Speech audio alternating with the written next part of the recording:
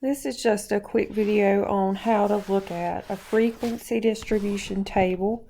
And here we have the number of cars sold and the frequency.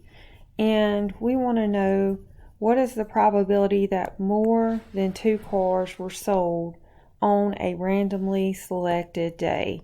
So more than 2, let's circle which ones that would be. So more than 2 would be, let's highlight, would be 3,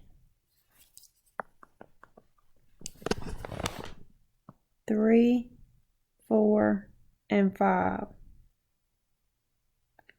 So this would be our probability.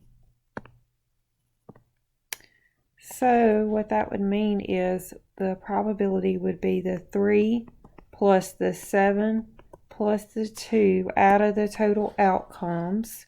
So the probability of greater than 2. And so we would do 6 plus 2 plus 5 plus 3 plus 7 plus 2. And so that would be 12 out of 25, which would be 0.48. So the probability of greater than 2 would be 0.48.